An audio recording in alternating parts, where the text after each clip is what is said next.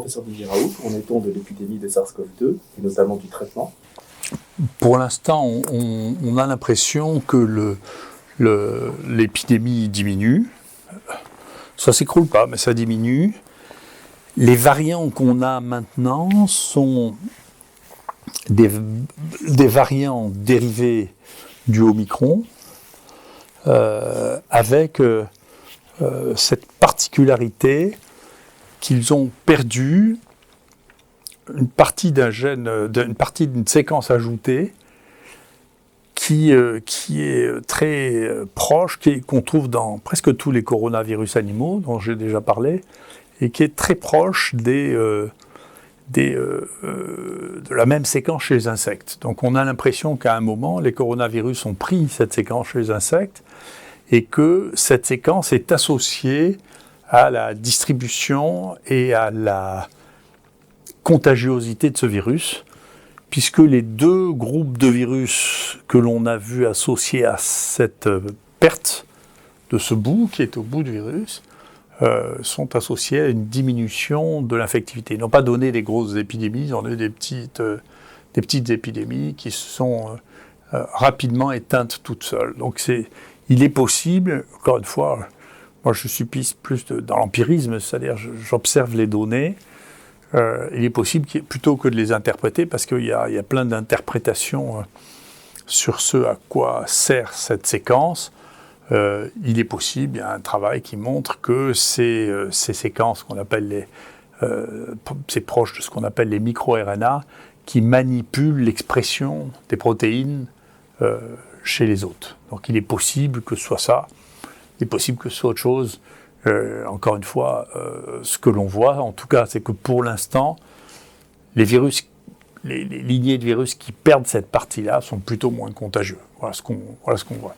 Donc ça, c'est un premier point qui est un point qui paraît important dans l'épidémie. Par ailleurs, il y a de plus en plus de travaux qui sortent. Le temps passera, il faudra les analyser avec patience, parce que beaucoup de ces travaux, j'ai d'ailleurs écrit au rédacteur en chef du journal qui a publié celui-là, par exemple, qui est un travail qui n'est pas mal fait, mais les conclusions sont des conclusions...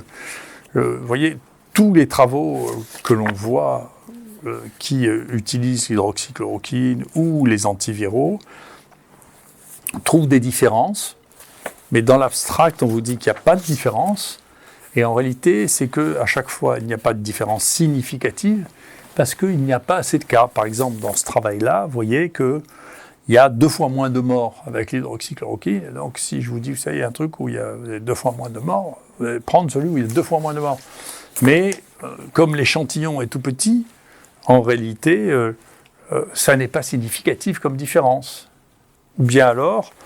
dans cet autre travail, vous voyez, qui est le grand travail français, là, sur Discovery, vous voyez 2 choses très intéressantes. Vous voyez que, déjà, les doses d'hydroxychloroquine qui ont été données sont des doses très basses. Hein, c'est beaucoup plus bas qu'on donne. Non, on donne 600 mg par jour. Ils donnent une fois 800 mg, puis après 400 mg. Pourquoi ils n'ont pas pris les mêmes doses que nous, je ne sais pas. Mais moyennant quoi, les concentrations dans le plasma qu'ils ont, on ne sait pas très bien quand est-ce qu'ils les ont dosées, sont 6 à 7 fois plus basses que celles que l'on a nous. Et donc que l'efficacité ne soit pas spectaculaire, c'est une chose.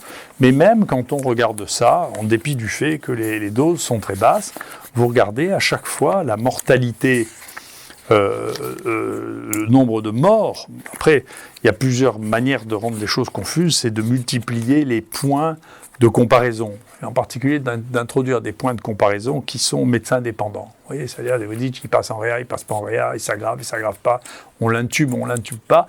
Tout ça, c'est des décisions de médecins, donc c'est subjectif. Et les médecins n'agissent pas dans un endroit comme dans un autre, et donc ça donne des biais, c'est quelque chose qui est très bien connu, c'est ce qu'on appelle les biais de Simpson. Mais la mort, c'est la mort. Et donc, quand on regarde là les données sur la mort, eh bien, on voit qu'il y a moins de morts dans les gens qui ont pris l'hydroxychloroquine contre, vous voyez, chez tous les patients. Voilà, il y a 7% de morts avec l'hydroxychloroquine, 9% de morts avec le contrôle. 10% avec le lopinavir, ritonavir, 13% avec le lopinavir, ritonavir, plus l'interféron, c'est-à-dire pratiquement 2 fois plus encore. Mais il n'y a pas assez de cas, donc la différence n'est pas significative. Donc c'est très intéressant. Alors, ce qu'on vous dit à la fin, il n'y a pas de différence. C'est tout pareil dans l'abstract, mais ce n'est pas vrai. Ça s'appelle une différence, mais on ne peut pas qualifier cette différence parce que l'échantillon ne permet pas de montrer une différence dans le travail qui a été fait. On ne peut pas montrer une différence de 50% de réduction de la mortalité. Vous vous rendez compte, c'est-à-dire si on dit, écoutez, je vais faire un essai, mais s'il y a 50% de différence dans la mortalité, je ne le verrai pas. Ça veut dire que votre essai est mal fait. On ne peut pas faire des essais comme ça, c'est des enfantillages.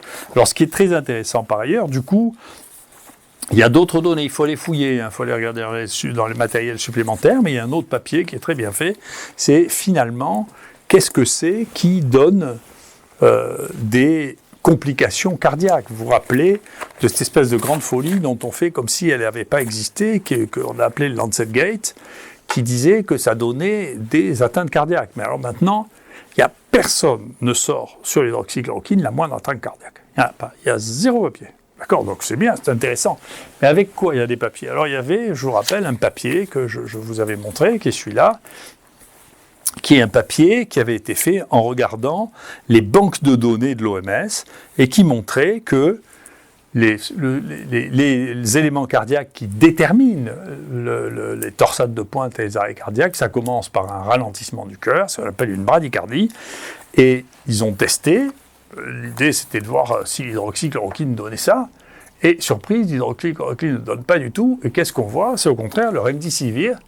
Et je vous rappelle que l'hydroxychloroquine n'a pas eu d'AMM pour cette indication, alors qu'elle est prescrite depuis 70 ans, alors que le remdesivir a eu pour cette indication une AMM temporaire, et qu'on a acheté en Europe pour 1 milliard. D'accord? Donc c'est compte tenu de la connaissance, c'est un contresens. Alors l'autre qui a beaucoup été proposé ces derniers temps, c'est le ritonavir. Vous voyez, alors donc vous avez vu ritonavir dans la grande étude française qui a été faite, c'est celui qui marche le moins, il marche moins bien que le contrôle. Donc c'est pas mieux que rien, c'est pire que rien. Et en plus de ça, il donne lui des atteintes cardiaques. Vous voyez, tandis que l'hydroxychloroquine n'en donne pas, vous voyez, et il donne des atteintes cardiaques avec 2 morts. Il y en a 2 qui sont morts à cause du traitement antiviral dans ce groupe-là, le groupe français. Hein. Et vous voyez que quand vous regardez les différences, est-ce qu'il y a des différences là dans la gravité entre le contrôle et le traitement? Vous voyez qu'il y a une différence avec l'opinavir, ritonavir, interféron, mais il n'y en a pas avec l'hydroxychloroquine. Il n'y a pas de toxicité visible et il n'y a pas de mort. D'accord? Donc, ce qui donne de la toxicité et des morts, c'est ce qui a été autorisé et ce qui n'a pas été autorisé. Moi, j'attends toujours de voir un papier qui nous montre que c'est vrai. D'accord? Donc, pour l'instant, c'est pas vrai. C'est-à-dire que le scandale du Lancet Gate a entraîné des modifications considérables et a favorisé des traitements antiviraux aux dépens de traitements qui ne rapportent rien à personne.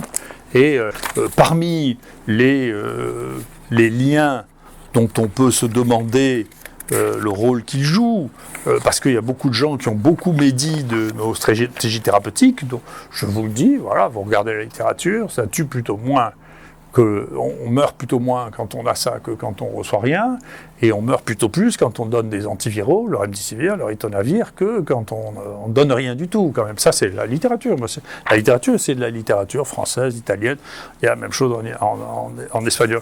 Mais vous voyez que dans ce programme, il y a une vraie question, c'est mais alors pourquoi est-ce qu'il y a ces données et qu'il y a un résumé qui ne parle pas des données qui sont des données d'intérêt? Les données d'intérêt, c'est les antiviraux sont toxiques, l'hydroxychloroquine ne l'est pas, et il y a une petite différence pour l'hydroxychloroquine dont on ne montre pas qu'elle est significative. Ça, c'est factuel. C'est pas de l'interprétation et c'est pas une conclusion adéquate. Mais pourquoi est-ce qu'il y a une telle différence? Je veux pas dire qu'il y a un lien d'intérêt, que c'est à cause des liens d'intérêt, mais vous voyez, les liens d'intérêt, pour une fois, sont tous déclarés. Et il y a plus de liens d'intérêt que la taille de la discussion dans ce papier. Oui. Y compris, alors c'est bien parce qu'il y a des gens dont on ne pouvait pas savoir s'il y a des liens d'intérêt, parce que les liens d'intérêt, c'est que pour les médecins ou les personnels de soins, et donc il y a des gens qui sont des méthodologistes, comme Madame Costagliola, donc on ne peut pas la retrouver dans Eurofordoc, parce qu'elle n'est pas médecin. Oui. Donc, mais on la retrouve là quand même, elle a des personnel filles avec Gilead et avec Janssen, c'est-à-dire le vaccin Janssen, et Gilead qui a vendu, quand même, pas essayé, qui a réussi à vendre une quantité considérable de produits. Alors, le leader français, Yasdampada, lui a été dans le board d'à peu près tous les médicaments antiviraux. Il nous dit qu'il a arrêté depuis 3 ans. Mais vous voyez, quand je disais... Moi, j'ai déclaré mes liens d'intérêt avec Hitachi. Hein, mais quand je disais... Je ne sais pas si les autres l'ont fait, la déclaration d'intérêt. C'est obligatoire, c'est la loi. Hein, il y a une jurisprudence. On doit déclarer, en particulier... dans une déclaration officielle comme l'Assemblée nationale ou le Sénat. J'espère que M. Jomier a fait attention que tout le monde déclare ses conflits d'intérêts, parce qu'il essayait de me faire une réunion avec Mme Costagliola et avec M. Yasdampada, et j'avais prévenu que je ne le ferais pas parce que je ne fais pas partie du même monde et du même écosystème. C'est un écosystème de gens qui vivent avec l'industrie pharmaceutique, qui travaillent pour eux, et moi je ne le fais pas parce que c'est contraire à ma manière d'aborder les problèmes. Je ne veux pas le faire. Donc j'espère qu'ils ont quand même déclaré ces conflits d'intérêt, ces liens d'intérêt. Et c'est pas celui qui a le lien d'intérêt qui décide s'il y a un conflit, c'est les autres. Si vous avez un lien d'intérêt, vous devez le dire, et les autres décident qu'ils vous croient ou qu'ils ne vous croient pas parce que vous avez ce lien d'intérêt qui, dans leur esprit, s'est transformé ou ne s'est pas transformé en conflit d'intérêt. Chacun de nous ne définit pas ce qu'est un conflit d'intérêt. Hein. Voilà, donc ça c'est le deuxième point dont je voulais vous parler. Le troisième point dont je voulais vous parler, c'est l'hybridation des virus. Alors, l'hybridation des virus, il y a 2 aspects qui sont très importants, très intéressants. Le premier, c'est qu'il se constitue des nouveaux virus par fusion de 2 virus existants. D'accord ? Donc il y en a un qui n'a pas de nom pour l'instant, mais qui représente une fusion entre le virus Delta et le Omicron. Et ces virus ont pris la région Spike, dont vous avez entendu parler, qui est une région qui est embêtante parce qu'elle est très différente chez Omicron de ce qu'elle était chez les virus qui ont servi de base pour faire des vaccins. Et donc c'est la raison pour laquelle les Omicron ne sont pas très sensibles aux vaccins. Et il y a une greffe de cette partie-là, Spike, sur les deltas, à la place de la Spike du delta. Qu'est-ce que va devenir ce mutant ? Est-ce qu'il va être plus méchant, moins méchant ? On n'en sait rien du tout. Il y a une chance qu'il résiste aux anticorps du vaccin, bien sûr. Mais est-ce qu'il va se développer ? Est-ce qu'il va garder l'infectivité, la transmissibilité de Omicron, mais en gardant la virulence de Delta, ce qui sera embêtant, ça fera un virus méchant. On n'en sait rien, mais ça veut dire qu'il faut surveiller sans arrêt l'émergence de ces virus et leur recombinaison. Nous, on a un autre virus recombinant entre 2 autres virus. On travaille dessus depuis 6 mois pour bien voir ce que sont toutes les étapes de quelqu'un qui avait 2 virus, qui a fait 2 infections avec 2 virus, un immunodéprimé successif, et dont le résultat est un mutant hybride entre ces 2 virus, qui pour l'instant s'est pas répandu, on n'a jamais vu en dehors de ce malade-là. Donc toutes ces aventures de transformation et de mutants ne se transforment pas en une nouvelle épidémie, mais il faut savoir que ça existe. Voilà. Que pensez-vous du risque d'intégration de l'ARN du vaccin chez l'homme ? Il y avait un travail qui a fait l'objet d'une levée de bouclier terrible, qui était publié dans Proceedings of the National Academy of Health, qui est of Science, qui est un très très grand scientifique, qui s'appelle Jaenisch, qui a eu beaucoup de difficultés à publier ce premier papier, qui a montré que ils soupçonnaient que certains patients qui avaient des PCR, d'ailleurs, ou ceux qui ont détecté encore de l'ARN pendant longtemps, et chez qui on n'arrivait pas à cultiver les virus, et c'était dû au fait que l'ARN avait été transformé en ADN, et cet ADN avait été inclus dans le génome des cellules du patient. Et que, du coup, le patient pouvait, sécréter de l'ARN qu'on retrouvait à l'extérieur. D'accord ? C'était la seule explication qu'ils pouvaient trouver. Ils avaient trouvé de l'ADN chez ces patients, ils ont regardé dans les cultures cellulaires faites des cellules humaines, si on pouvait trouver l'ARN de ce SARS, alors qu'il n'y avait plus de virus, et la réponse est oui. Alors bien sûr, ça fait un truc terrible de dire, attendez, alors il y avait quelques ignorants, j'avais été frappé, la SPILF avait fait une réaction en disant, il n'y a pas de transcriptase inverse, il n'y a pas d'enzymes qui permettent de transformer de l'ARN en ADN chez les cellules humaines, ça existe que dans les virus du sida, c'est des réponses d'étudiants à qui on a appris ça en 3e année. C'est pas vrai, hein, bien sûr, c'est connu depuis très longtemps. Et en particulier, il y a une zone qui s'appelle LINE, qui est une zone de transcriptase inverse. Mais ce qui est très intéressant, c'est qu'il y a une autre équipe qui vient de publier un deuxième travail, qui sont des Suédois, qui ont fait un deuxième travail et qui montrent que le vaccin, quand on le met sur des cellules humaines de foie, est capable d'être rétrotranscrit du fait de la transcriptase inverse des cellules humaines, encore une fois, qui s'appelle LINE. Et donc, vous voyez là, ça s'appelle l'endogénus reverse transcriptase, c'est-à-dire la transcriptase inverse de l'homme, qui est capable de montrer que à partir de ces cellules, et ça c'est lié à LINE 1, et bien du coup on peut faire des PCR directement qui vont détecter de l'ADN. Et ça c'est pas normal, parce qu'un vaccin va faire de l'ARN, il est intégré très rapidement. En réalité, dans le vaccin Pfizer, il y a aussi de l'ADN, mais nous qu'on ait trouvé, ça dépend des lots, mais il y en a plus ou moins, mais il y a de l'ADN.